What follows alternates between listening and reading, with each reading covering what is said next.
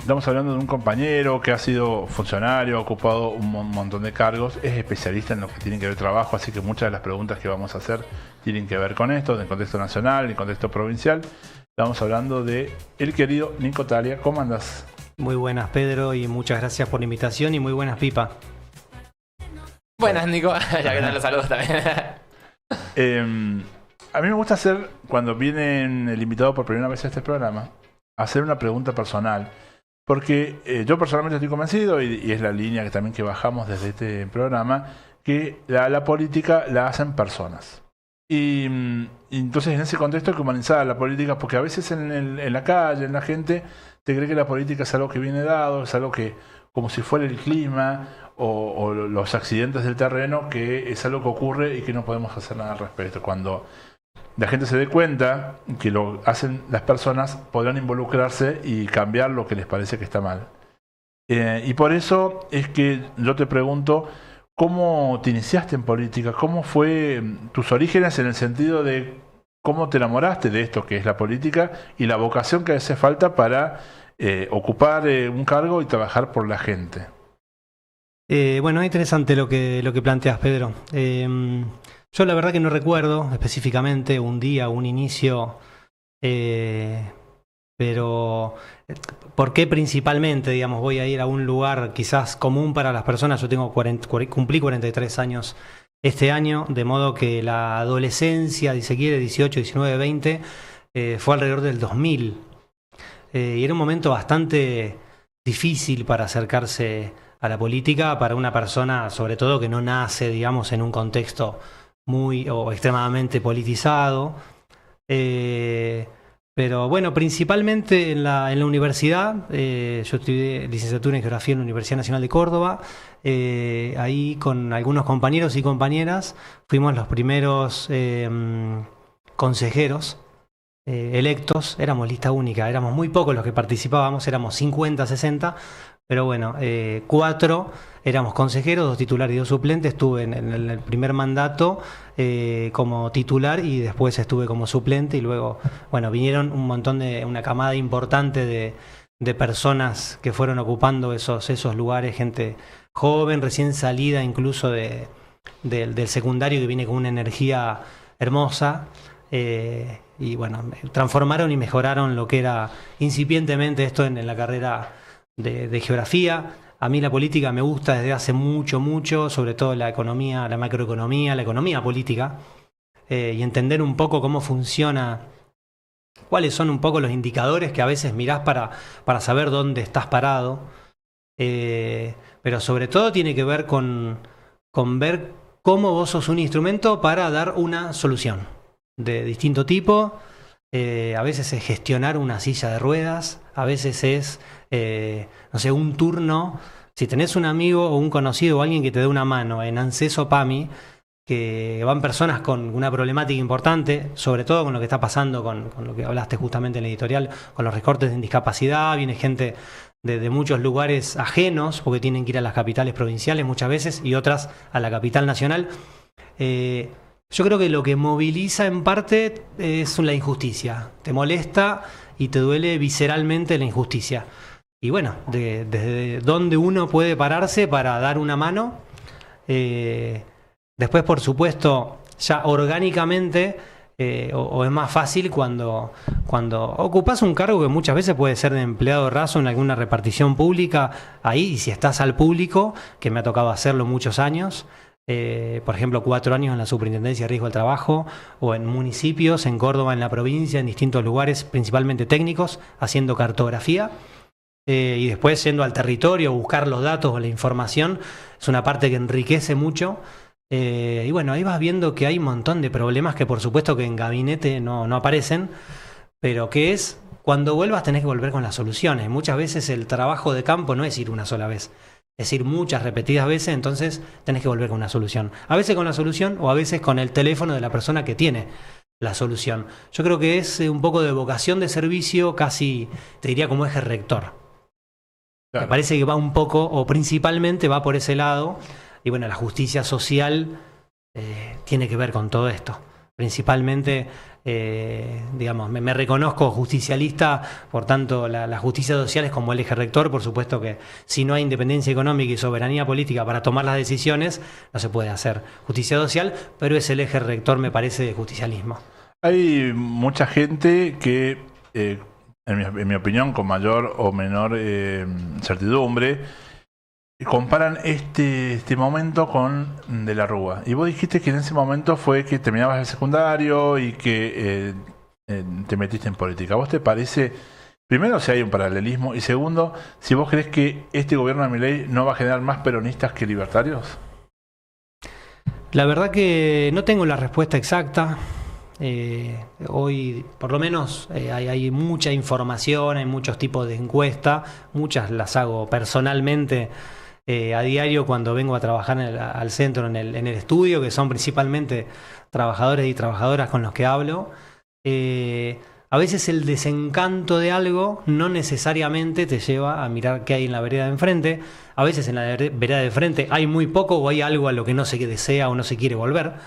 Porque si no, el desencanto de Alberto Fernández de no solucionar el desempleo o la caída en los salarios de Macri, no volvió a Macri, ni a Larreta, que un año antes todos pensábamos que iba a ser, hasta él pensaba que iba a ser el presidente, ¿no? Eso no pasó.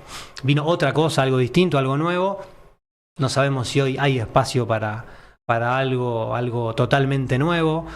A mí no me gustan los líderes mesiánicos. Para mí, en parte que reniego muchas veces contra las estructuras partidarias, me parece que son los canales y son las formas que de alguna manera van, en el caso de quienes nos reconocemos justicialistas, sabemos que la estructura del justicialismo va haciendo que ese candidato no puede hacer cualquier cosa y darse vuelta y hacer algo que no nos gusta. Quizás en los 90 pasó eso, pero bueno, ante la estabilidad fue a cualquier precio y terminó en lo que fue el 2001. Yo creo que hoy hay otra sociedad, hay otras organizaciones. También me parece que el precio de la comida hace un desastre en toda la clase trabajadora que se cae en la pobreza y en la indigencia. Por eso vemos gente viviendo, familias viviendo en la calle. Yo vivo en San Luis, conozco desde 2001-2002 San Luis, pero vivo desde marzo del 13. Yo nunca vi personas, o sea, una persona que vive en la calle, es algo totalmente, está mal naturalizarlo, pero vemos familias enteras, vemos mucha gente de cabeza en los tachos de residuos. Eso es algo que te duele profundamente y me parece que no hay que naturalizarlo, que eso está mal. No es que siempre hubo pobres, eso está mal. Esto está muy deteriorado y para mí tiene relación principalmente en los precios básicos de la vida, ¿no? La luz, el gas, los alquileres, el transporte y la comida. Casi todo se lo lleva, digamos, el ingreso de los trabajadores y las trabajadoras se lo lleva principalmente esos ítems. En San Luis es verdad que hay una diferencia favorable, que es un plan de viviendas que trascendió durante 40 años, que incluso hoy con algo continúa, menos que otros años, pero algo hay, no es Milei que no hay nada, cierto que sería mucho peor.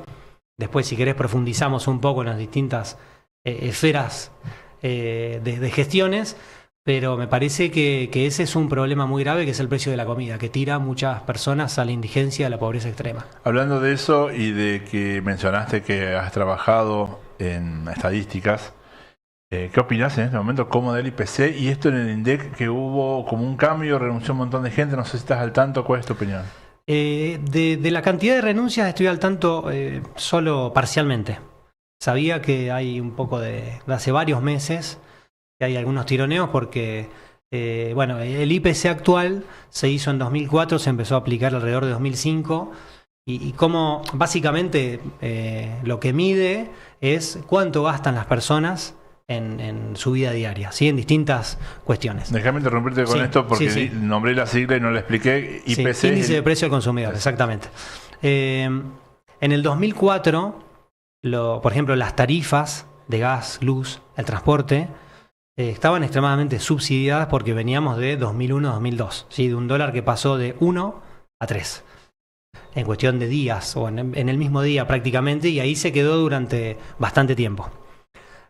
¿Por qué? Porque no se pudo inflacionar, o esa devaluación no se podía llevar a precios cuando el consumo estaba prácticamente como hoy en el subsuelo. Si mañana el dólar aumenta 100%, no va a haber 100% de inflación, porque se funde todo el mundo. Entonces eso quizás te puede dar un aire, ahora tenés que reparar y tenés que asistir, y es lo que los economistas llaman esas devaluaciones compensadas. Y bueno, ¿y cómo se compensa? Principalmente luz, gas, tener los combustibles medianamente bajos, porque impacta en los fletes principalmente, en un país muy grande con casi sin trenes, y con el transporte. Básicamente en eso es la compensación, implica eso, y por supuesto sostener pensiones, jubilaciones, que es a donde más hacen falta. Eso era el IPC 2004. Macri entre 2017 y el 18 actualiza esta fórmula. El tarifazo con Macri fue muy fuerte, fue de un 1200%, una cosa ridícula. Es verdad, si las tarifas venían atrasadas, ese no era el cambio que había votado el pueblo. Bueno, sabemos cómo terminó esa historia. Pero claro, ese IPC tiene las tarifas de gas, luz y transporte, por ejemplo, extremadamente pisadas porque estaban subsidiadas. Hoy no sucede eso. Hoy hay muchas familias que pagan 100.000 pesos de luz, 60, 70 de gas y de transporte una barbaridad. Entonces no implican el 3, el 4 o el 5% del ingreso, sino el 15, el 20, el 30%. El IPC que se hizo en el macrismo mejoraba, digamos, acercaba, si no me equivoco lo hicieron del 17 y 18, en lo que Lavagna quiso hacer ya en mayo, Las marzo. modificaciones, más que nada para que lo puedas explicar ante la gente, tienen que ver con la ponderación de cómo pesa cada cosa en la canasta, ¿verdad? ¿Cuánto ocupa de tu ingreso? ¿Cuánto gastas de luz? ¿Sí? Si vos decís, bueno, yo gano 1.000.000 de pesos, bueno, ¿cuánto gastas de luz? ¿Cuánto gastas de gas? ¿Cuánto gastas de transporte o combustible? Y bueno, eso está extremadamente subrepresentado. Entonces aumentó un montón, pero en el IPC pesa muy poco. Ahora, en el IPC, por ejemplo, hay televisores de tubo. Bueno, en 2004 había muchos, eran la mayoría los televisores de tubo.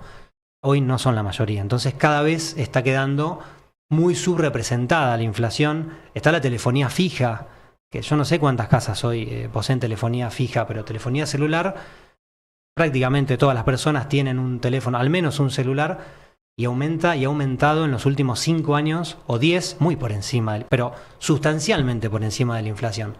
Y eso es un costo que no se está midiendo. Entonces, me parece que ese es el desfasaje que se ve. No creo que haya necesariamente una mano que modifique el número de IVA a ser 2,5. Bueno, hablemos de los alimentos, ¿no? De la carne, de las harinas, que han aumentado muchísimo. Sí, sí, totalmente. Y bueno, ves los mínimos históricos de consumo de carne, mínimos históricos de leche, de pan, de yerba mate. Son cuestiones básicas. En el 2001, el mate cocido y un bollito de pan hacían que uno coma, ¿no? Por lo menos. Hoy eso no existe, está mucho más lejos. Hoy la changa del trabajador y trabajadora registrada no cubre la comida, lo que es lo básico. Entonces, si no cubre eso, tenemos muchas personas que no están comiendo, familias enteras que no están. Por eso vemos un 20% de caída en los consumos de supermercado que vende. Que consumo general, digamos. Si hay 6 Ferrari patentadas este año, como dijo el ministro de Economía Caputo, y eso es récord, bueno, el pueblo está pasando hambre, algo están dando mal. Claro, en este contexto, que haya un récord de autos de lujo patentados o comprados o importados, más que algo bueno, es algo malo, ¿no? Y pareciera indicar que hay una desigualdad todavía más grande. Sí, aparte, el presidente que venía a quitar los impuestos, porque muchos empresarios pymes cuando escuchan le voy a sacar el Estado y están como locos tratando de tener todo al día y tapar los agujeros, escuchan, le voy a sacar el Estado encima, bueno, este tipo me saca los impuestos y yo crezco. Y en realidad al sector trabajador que mejor gana, pero es un sector asalariado, volvió el impuesto a las ganancias. Y el salario no es ganancia, es para rentabilidad eso. Otro debate. Pero volvió ese impuesto. El impuesto a los autos de lujo lo eliminó. Bienes personales que solo pagan los 200.000 personas más ricas de la Argentina. Somos casi 50 millones. De 2,25 lo pasó a 0,25, o sea, el 90% lo bajó. Y si no hay para los jubilados, si hay para los que más tienen, porque sabemos que no es que si le dejamos a los que más tienen, eso se reinvierte. Eso es falso. De que existe la timba financiera y las guaridas fiscales, Eso no existe más. La Si el teoría del derrame sí existió, hoy no existe más. La teoría del derrame estaba basada en que una persona podía acaparar hasta cierta cantidad de riqueza y después, indefectiblemente, le iba a tener que soltar.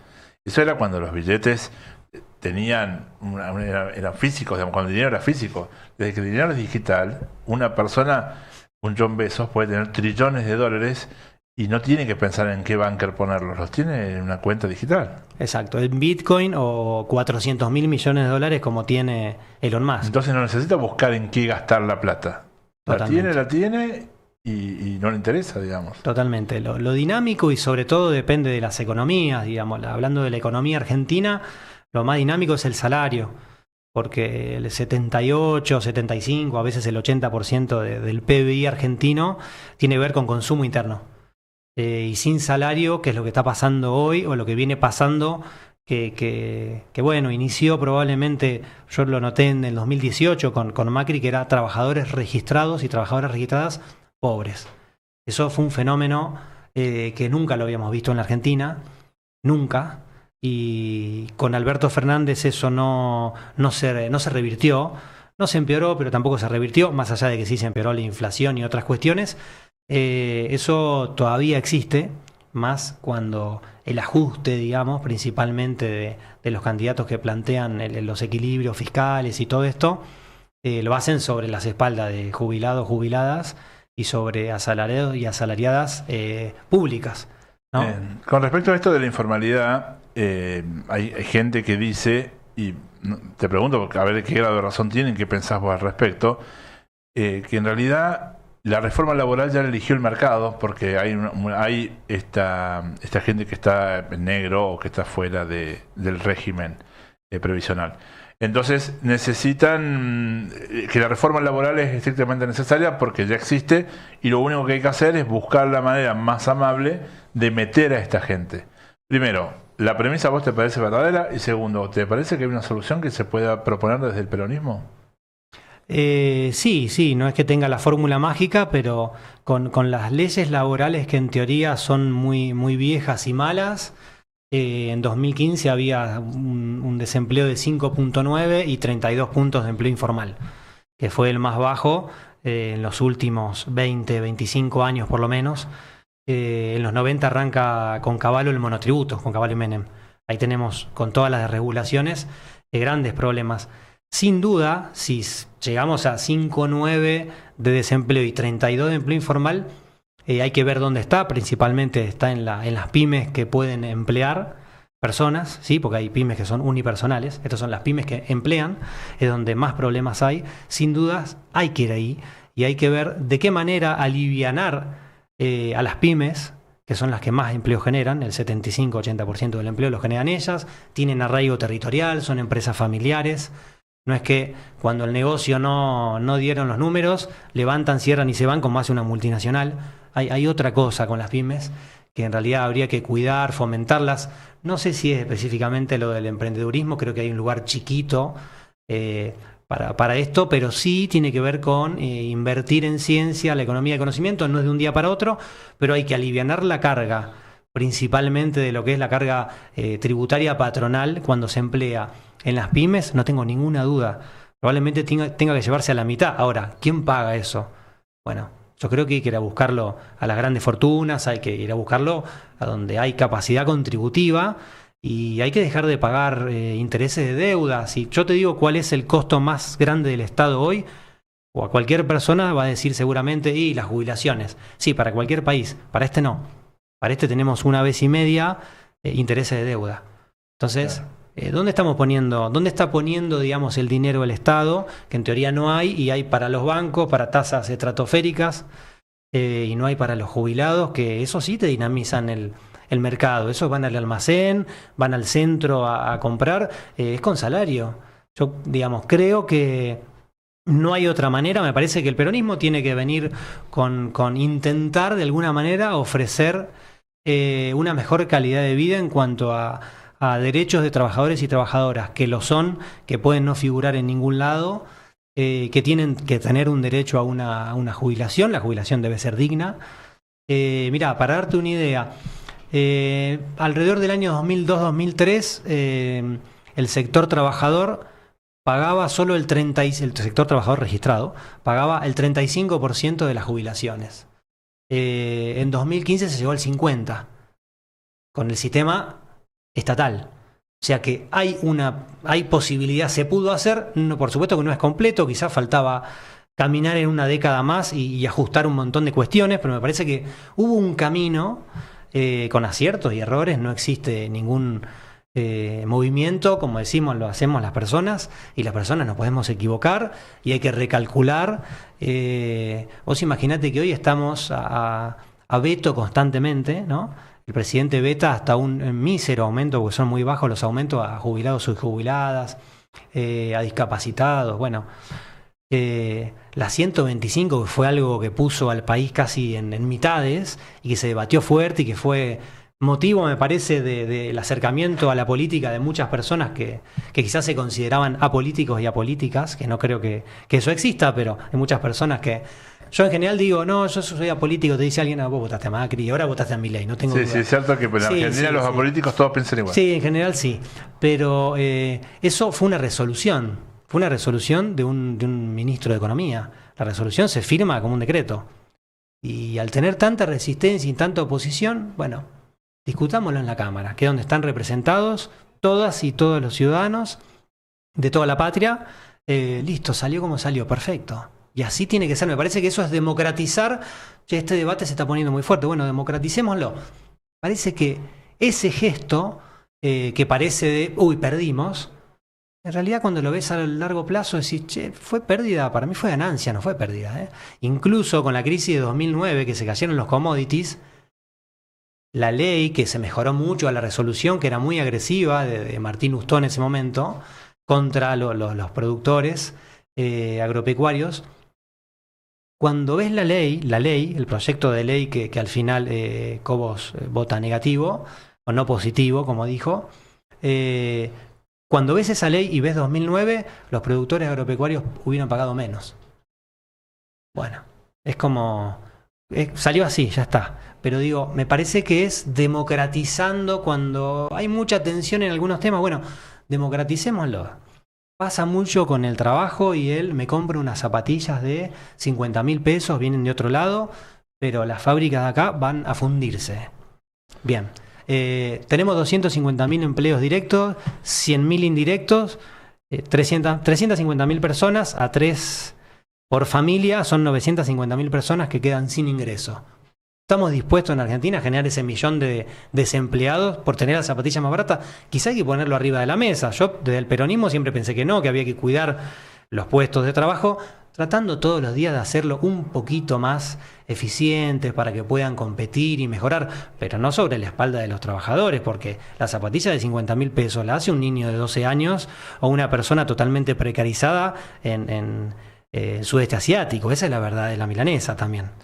Y también te quería hablar de eso, del comercio exterior, de la balanza de comercio exterior.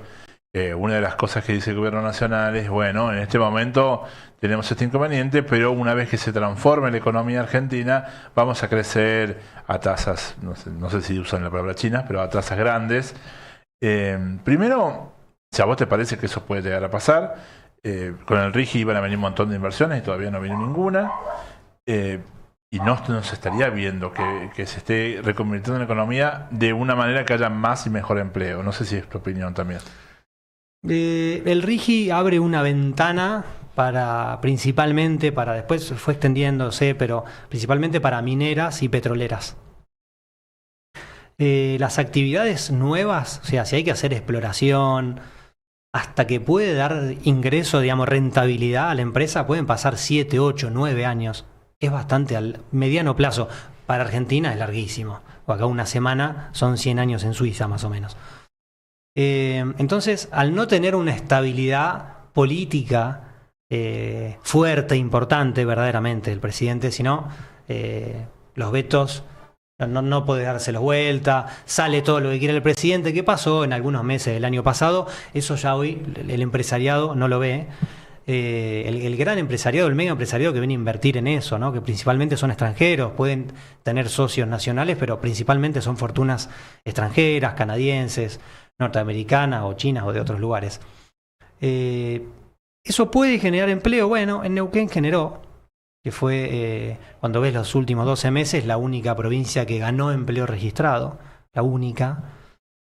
Entonces, bueno, ves que este modelo que se eligió no es el adecuado para, sobre todo para generar empleo. Yo creo que de cualquier crisis o de cualquier lado se sale con trabajo digno, registrado, con un trabajo que permita a las personas vivir dignamente, tener una casa, poder irse de vacaciones una vez al año, una semana con su familia, a las sierras, a donde pueda, poder tener ocio y distenderse. Me parece que eso es... no es como el secretario actual de Trabajo, que es de Techín, ¿te acordás, Cordero? Que dijo, ¿para qué quieren achicar la jornada laboral? ¿Por qué creen que necesitan tiempo libre, no? ¿Por qué la quieren llevar a 6 horas? ¿Qué van a hacer si no trabajan? O sea, son un trabajador, lo que tienen que hacer es trabajar, no descansar. Claro, y cuando vos ves muchos países europeos que están en un gran problema, no digo, pero han avanzado mucho en cuestión de derechos laborales y demás, es que trabajan menos horas en promedio, están mucho mejor pagos, está muy bien visto y valorado el ocio, el turismo interno que hace el propio europeo en la comunidad. Digo que algo hay que mirar, ¿no? Me parece que no. También podemos mirar que Argentina hoy está, el salario, digamos, promedio, hoy está incluso por debajo. En Latinoamérica estamos destruidos. Al tener un dólar bajo ficticiamente, parece que tenemos un poder de compra, pero nuestro país es carísimo en dólares. Por eso el turismo receptor se cayó 70-75% de un año a otro. Y eso porque tenemos un dólar ficticio bajo que bueno, hace creer que hay una estabilidad, una falsa estabilidad. Esto está sostenido con deuda, entonces en algún momento la deuda se corta y cuando el FMI quiera, este gobierno se va, como le pasó a De la Rúa. No te prestó más, te fuiste. Y esto me parece que estamos yendo a un lugar que ya conocemos. No digo que sea exactamente lo mismo, pero también se ve un poco de movimiento de los gobernadores, que bueno, los gobernadores pesan sobre los senadores. Entonces estás a la vuelta de la esquina de un juicio político si la imagen del presidente se cae a pedazos. Para mí es importante recalcar que no es porque sean más, igual o más corruptos que antes. No. Este modelo no fracasa porque sean más corruptos que antes. Este gobierno, el fracaso tiene que ver con el modelo, que es más de lo mismo. Es lo que hizo Macri, un poco más light y más lento, pero lo intentó de alguna manera. Primarizar la economía, solo es el agro, el petróleo, el gas y minería. Bueno, ¿y qué vamos a hacer? ¿Vamos a hacer baterías de litio o exportamos el litio? ¿Qué vamos a hacer? Vamos a importar maquinaria agrícola usada de Estados Unidos. Cuando acá en Córdoba, Santa Fe, tenemos un montón, incluso los mejores tractores del mundo. Sí, pero incluso hay una diputada de La Libertad Avanza que, bueno, pasó como Patricia Bullrich por todos los partidos, que es Arieto, que estuvo ayer, lo estaba viendo en un conflicto en Basal y en Santa Fe, si no me equivoco, se tuvo que ir por su propia seguridad. Parece que si no cuidamos las fuentes de trabajo y las fuentes de trabajo de una industria de la metalmecánica, de la que sea, pero digo, cuando hay más valor agregado, eso es lo que más tenemos que cuidar, porque eso también dinamiza el comercio interno. ¿Quién va a ir a comprar a un negocio si no hay salario, si no hay empleo? ¿De dónde va a salir el ingreso, digamos? Además, muchísimo más eficiente si hablamos en términos económicos, que un país que agregue valor a lo que tiene termina siendo más sostenible que uno que solamente exporte materia prima. Sí, los que exportan materia prima somos todos los países pobres y los países desarrollados tienen la ingeniería de punta de un montón de empresas que incluso fabrican muchas en otros lugares. Es otro problema, ¿no? Es otro problema, pero la ingeniería la tienen ellos. Claro.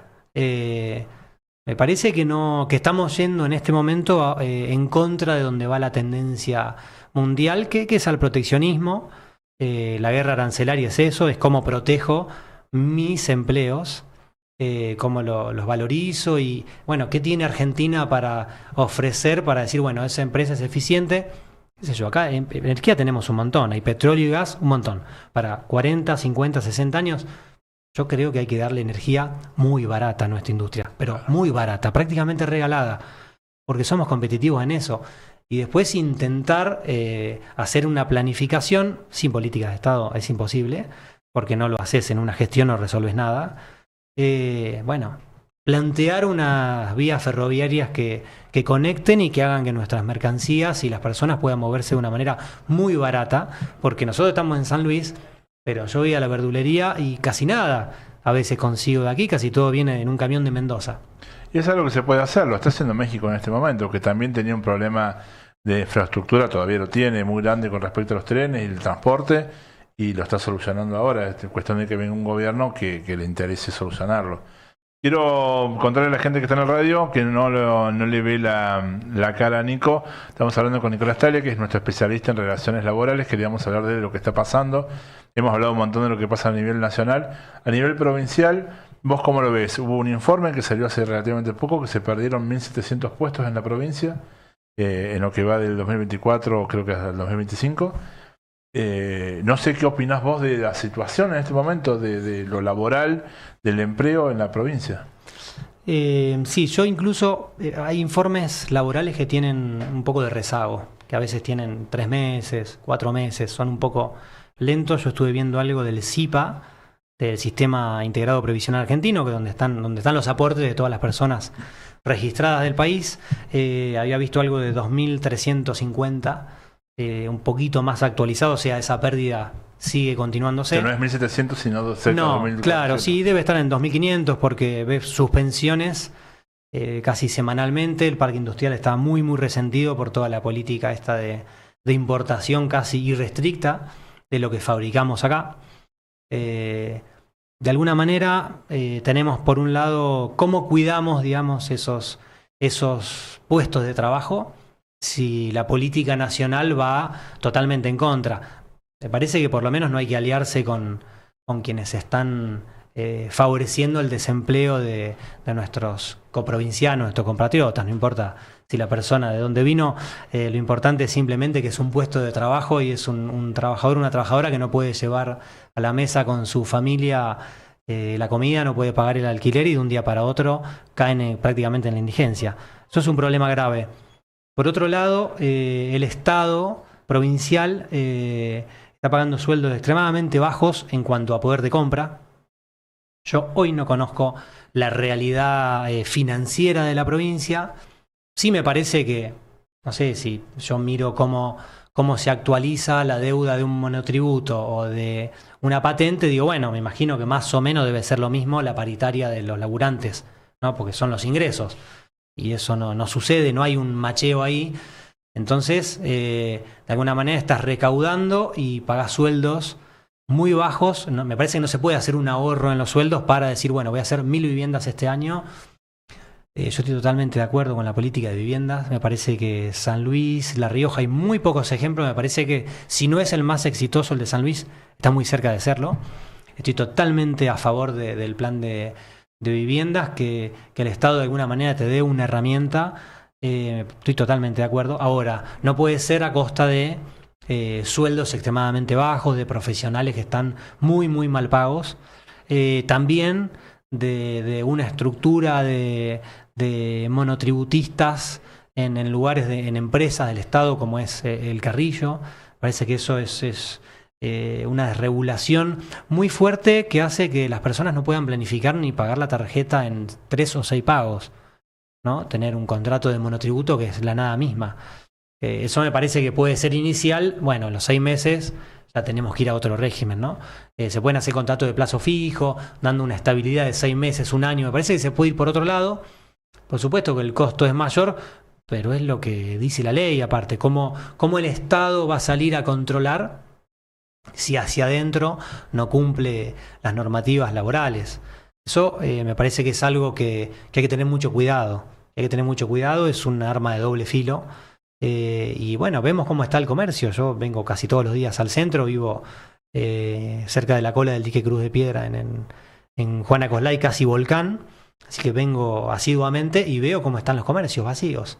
Vacíos absolutamente, muchos comercios que directamente tienen el cartel de alquiler. Se fundió esa pyme, esa empresa familiar, los puestos de trabajo se destruyeron y el dueño del local, que muchas veces es una persona que está más capitalizada que el resto, lo tiene vacío y tiene que pagar altos impuestos. Entonces termina siendo algo que, che, esto no golpea solamente un sector social como me parece la política nacional piensa, ¿no? Yo mantengo un dólar bajo, el 25% que está más o menos bien, accede al dólar barato, se va a Miami 2 veces por año y pueden importar un iPhone re barato, qué bueno, y al 70% lo tengo muerto de hambre, llegando como puede a fin de mes con todas las familias hiperendeudadas. Hablo con amigos que trabajan en los bancos, sobre todo en los bancos públicos, están pero endeudadas 10, 15 o 20 sueldos, empleados y empleadas públicas. Y no es porque hayan hecho un gasto importante, es porque empiezan a pagar el mínimo porque se hace una bola de nieve que es impagable. Entonces esto, y lo ven los mismos bancos, aumenta la morosidad y eso empieza a ser, ¿cómo hacemos para que esta persona pueda seguir viviendo, consumiendo y pueda hacer frente a su deuda? Esto se ve y seguramente no es lo mismo gestionar con un Estado nacional que tiene otra línea que gestionar en este momento, que es un momento de escasez, si se quiere. Bueno, en parte también el proyecto político provincial está en esa línea, no solo ha votado por esa línea política que gobierna la nación, sino que directamente, bueno, van en una lista, ¿no? Van en una lista todos juntos. Bueno, es lo que están viendo, quizás yo estoy equivocado, es lo más probable, por eso yo estoy acá y otros están gobernando.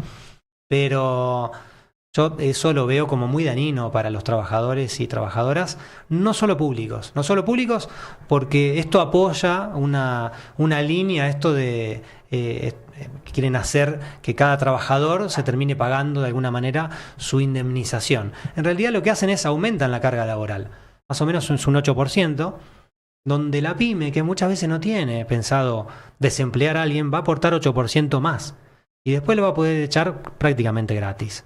Eso le viene bien solamente a las grandes empresas que quieren achicarse en estos contextos que son muy desfavorables y quieren tener un abaratamiento de sus indemnizaciones. No es para la pyme. Eso la pyme la destruye.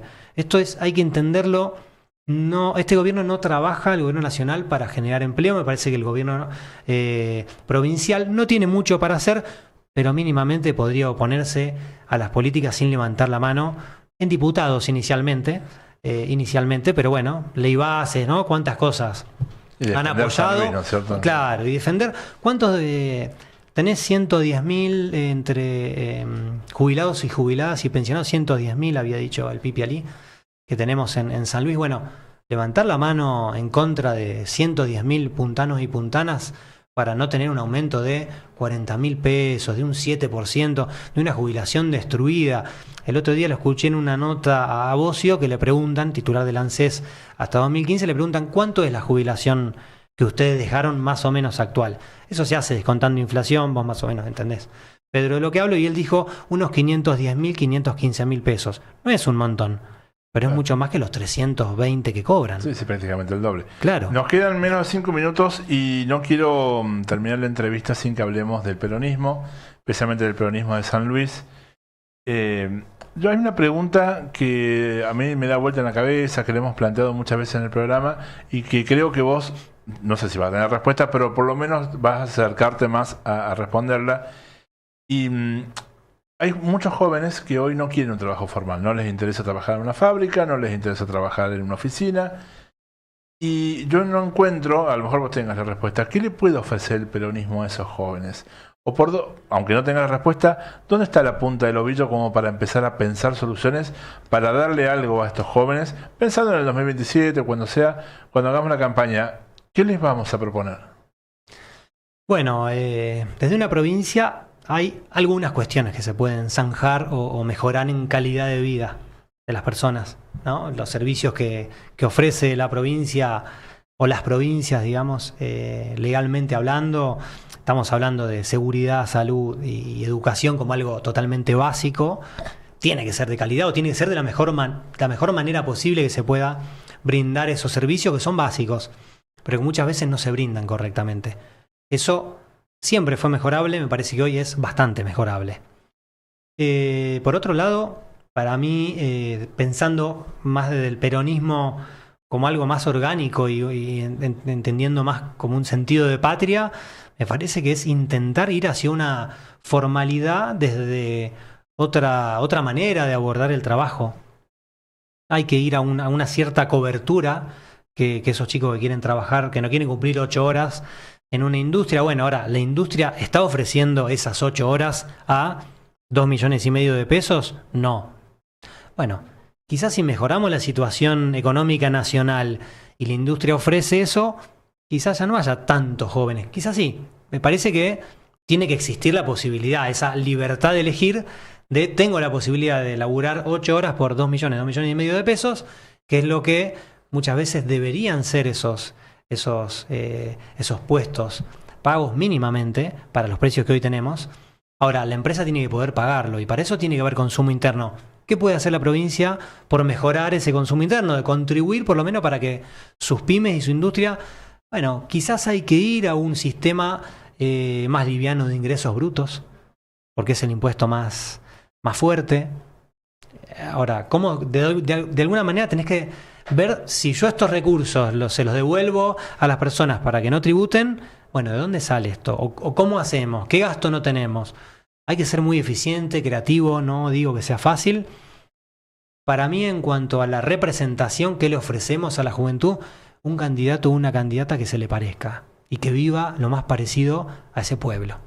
Para mí, eso en cuanto a representatividad es muy grande. Tenés la remera de Diego Maradona, me parece que es la persona más pueblo que habitó, o una de las personas más populares que habitó este suelo y el mundo, que siempre vivió de la misma manera, y era que era una persona de una villa del conurbano bonaerense, que llegó a ser muy conocida, multimillonario y demás, pero sobre todo siguió siempre pareciéndose al pueblo. Y me parece que eso es la línea fundamental que cimenta el peronismo, que tiene que ver con eso. Bueno, tiene que ser un candidato y una candidata que concentre, que cristalice y que represente, que sea lo más parecido al pueblo, no mucho más que eso. Muchísimas gracias por estar. ¿Cómo te sentiste? ¿Cómodo? Sí, bárbaro, todo bien. Pasó rapidísimo aparte. Bueno, muchísimas gracias. Voy a aprovechar Sí. antes de terminar a saludar a mis viejos que están justo de viaje acá, que hacía mucho que no los veía. También por cuestiones económicas a veces es muy difícil hacer el viaje, vienen desde Junín, así que bueno, aprovecho a saludarlo, a mis hermanos que seguramente están viendo y a mi compañera Agustina y bueno, demás. Bueno, también le mandamos